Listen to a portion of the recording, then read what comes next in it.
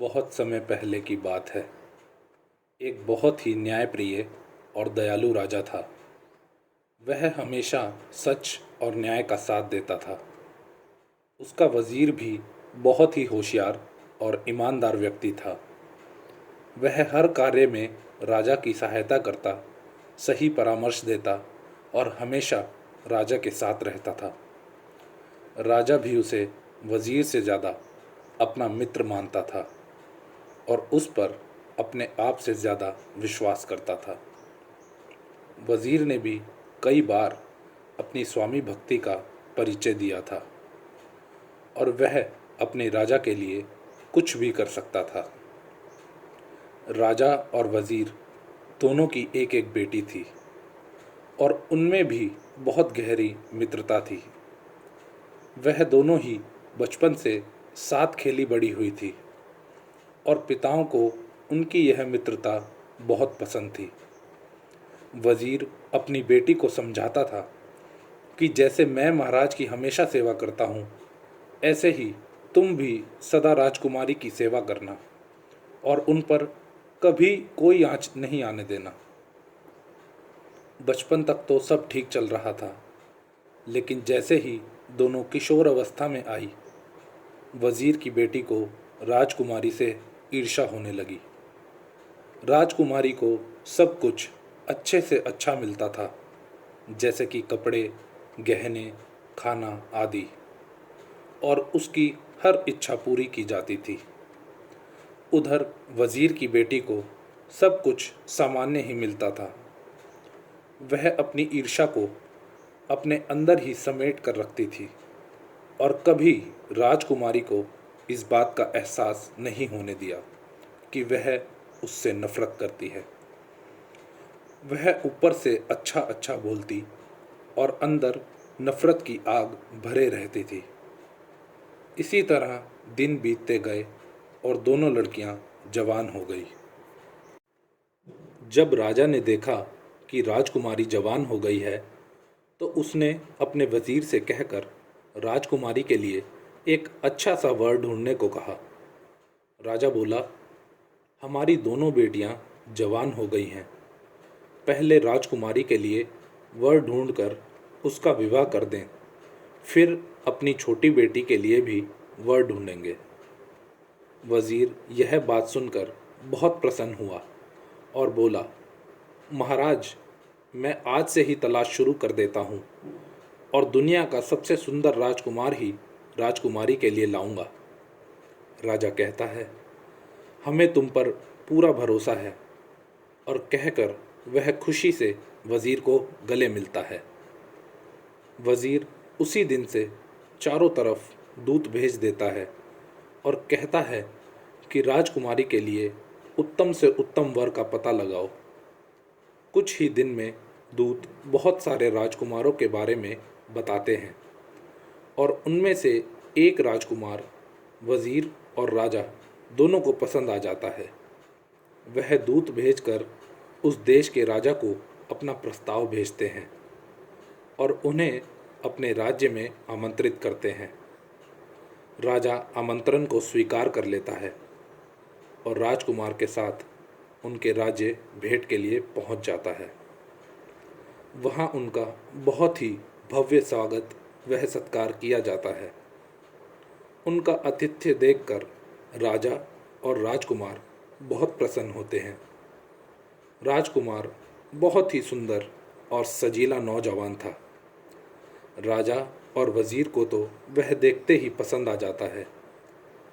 राजकुमार और राजकुमारी भी एक दूसरे को देखकर पसंद कर लेते हैं और वहीं उनका विवाह तय कर दिया जाता है।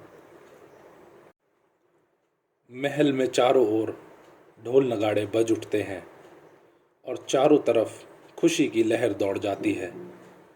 सभी बहुत खुश थे, सिवाय एक व्यक्ति के, जो थी वज़ीर की बेटी। वह इस बात से जल भुन गई थी कि राजकुमारी को इतना सुंदर राजकुमार कैसे मिल गया। असल में वह राजकुमारी की किस्मत पाना चाहती थी, इसलिए उसने सोचा कि इस सुंदर राजकुमार से तो केवल मैं ही विवाह करूंगी और फिर विवाह के बाद मैं भी राजकुमारी बन जाऊंगी। वह राजकुमार को पाने के लिए किसी भी हद तक जाने को तैयार हो गई और उसने काले जादू का सहारा लिया। वह एक तांत्रिक से जाकर मिलती है और उसे अपने मन की सारी बात बता देती है। वह कहती है कि वह किसी भी तरह राजकुमारी को रास्ते से हटाना चाहती है।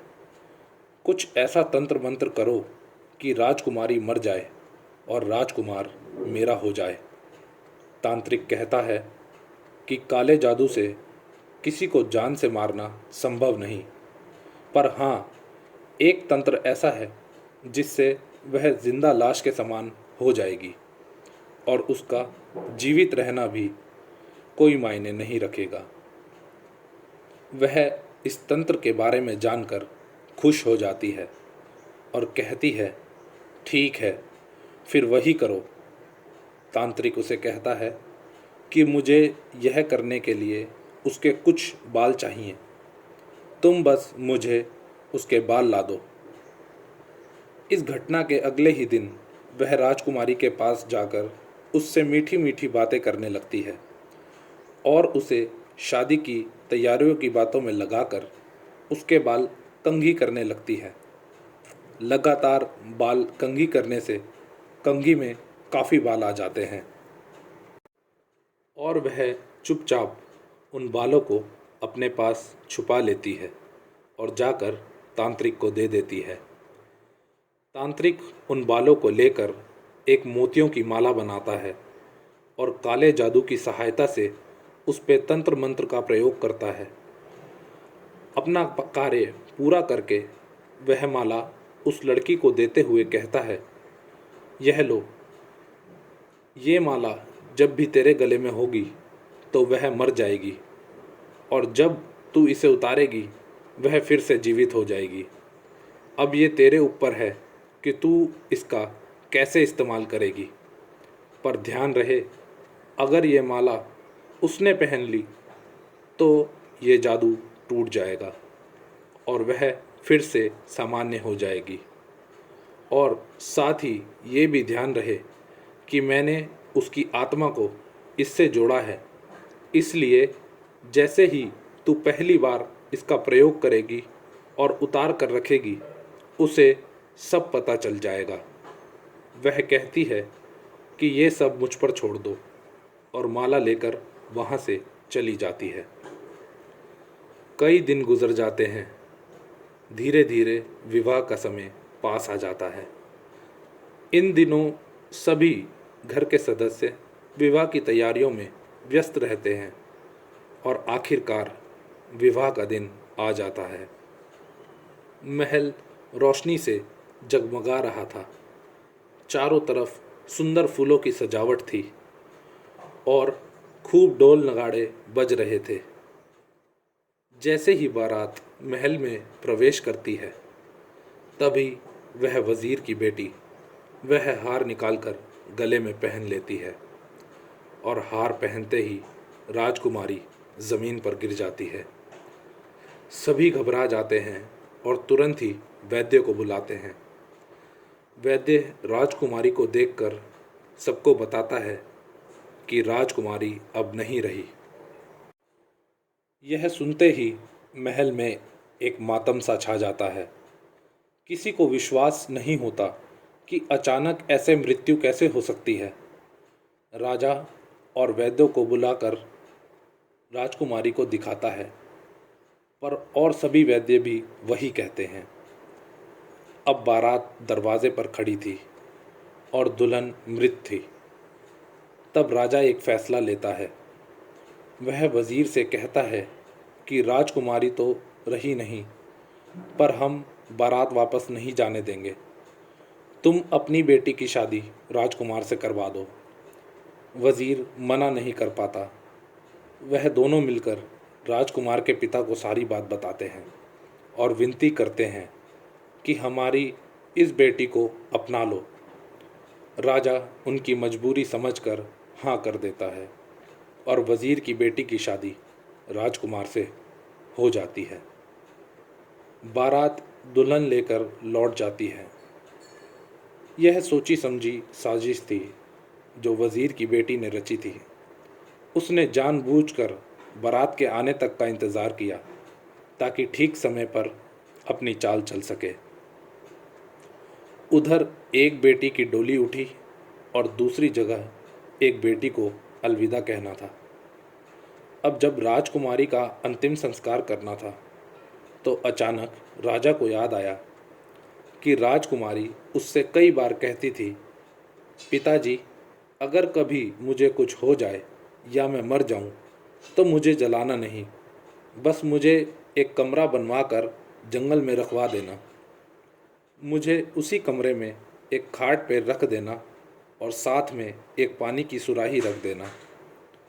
राजा ने यही उसकी आखिरी इच्छा मानकर वही किया और दूर एक जंगल में एक छोटा सा घर बनवाकर उसे खाट पर लेटाकर पानी की सुराही रख दी और वापस लौट आया।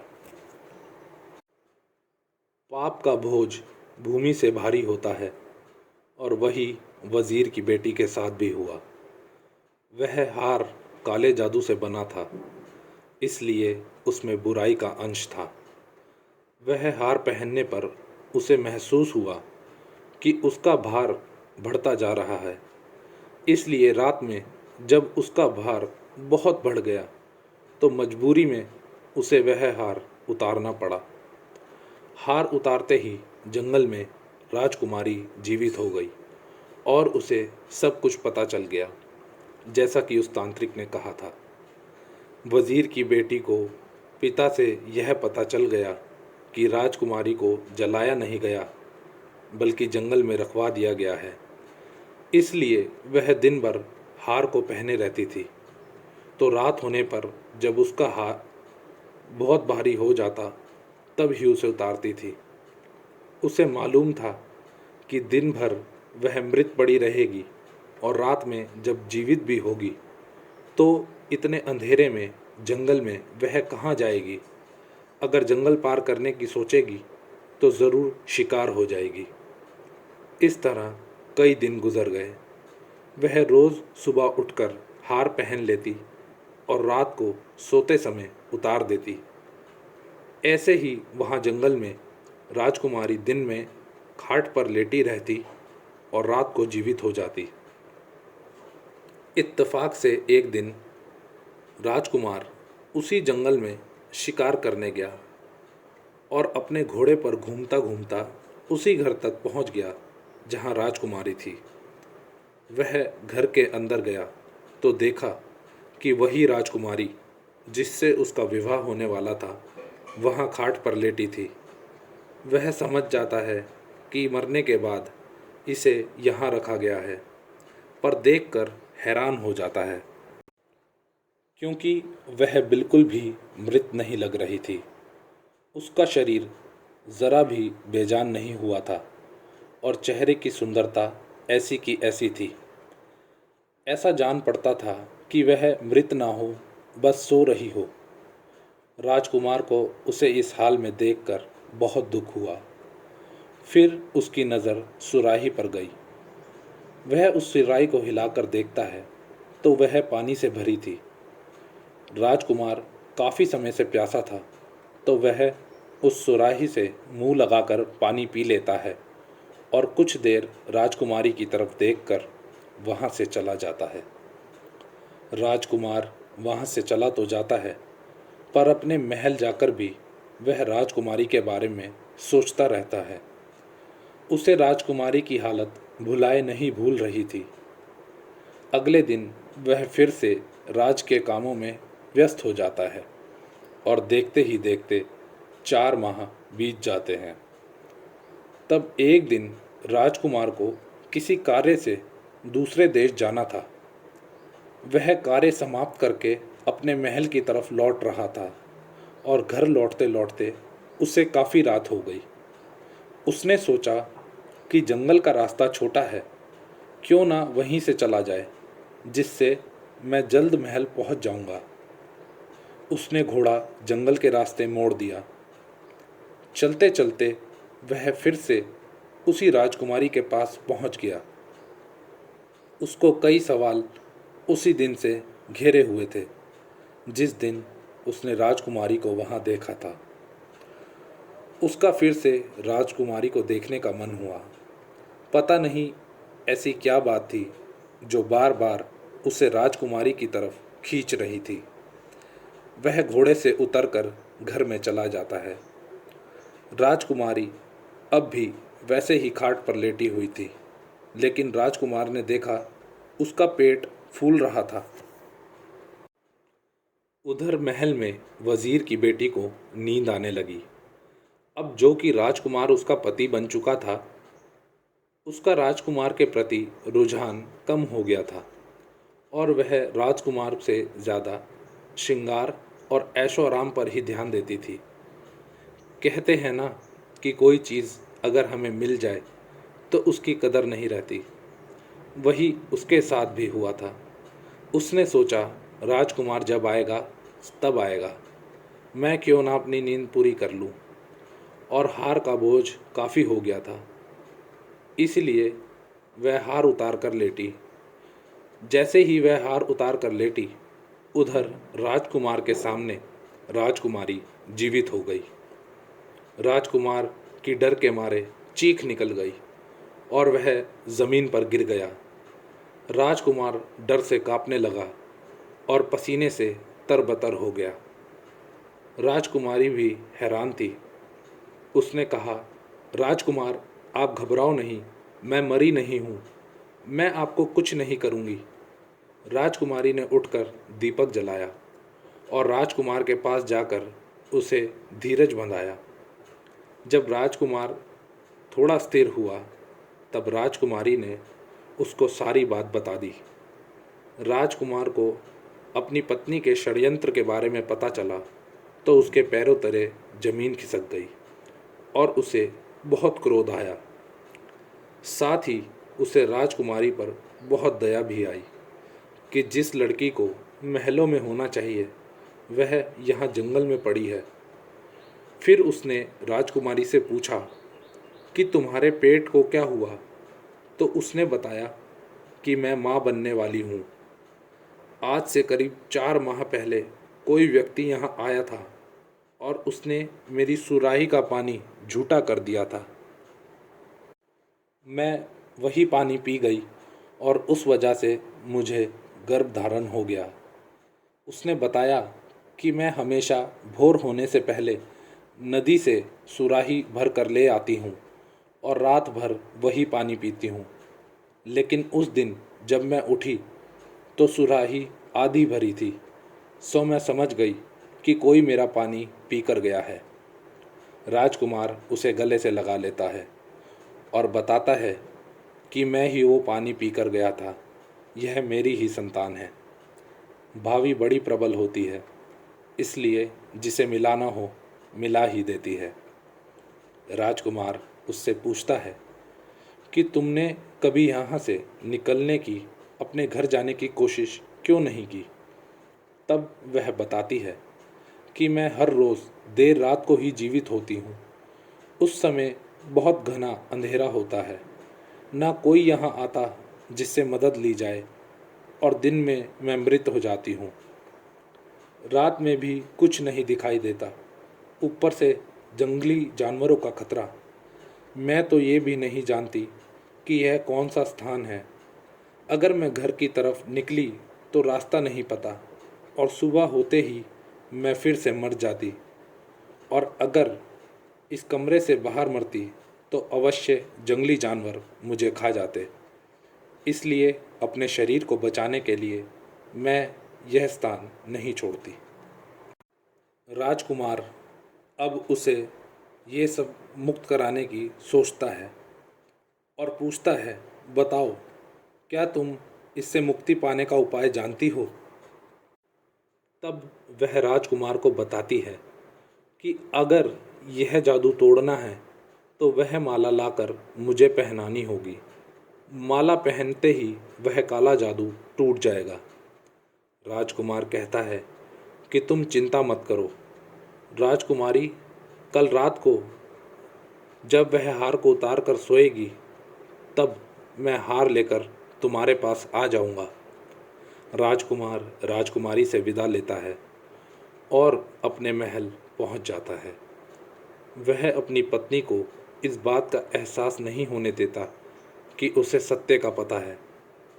अगले दिन रात होते ही जैसे ही वह सोती है, राजकुमार वह हार लेकर अपने घोड़े पर बैठ जंगल की ओर चल पड़ता है और राजकुमारी के पास जाकर उसे हार पहना देता है। हार पहनते ही वह जादू टूट जाता है और सफ़ेद मोतियों की माला काली पड़ जाती है, जैसे कोई जीवित वस्तु मरने पर मुरझा जाती है। राजकुमार उस हार को गले से निकालकर तोड़ देता है और वहीं मिट्टी में दबा देता है। फिर वह दोनों घोड़े पर बैठ महल आ जाते हैं। राजकुमारी को जीवित देखकर वज़ीर की बेटी के चेहरे का रंग उड़ जाता है।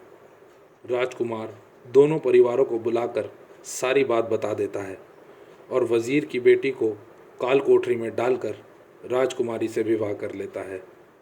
वज़ीर अपनी बेटी के किए पर बहुत शर्मिंदा होता है और उसकी शक्ल कभी ना देखने का प्रण लेता है। कुछ माह बाद उन्हें एक सुंदर पुत्र पैदा होता है और फिर वह हमेशा खुशी खुशी रहने लगते हैं।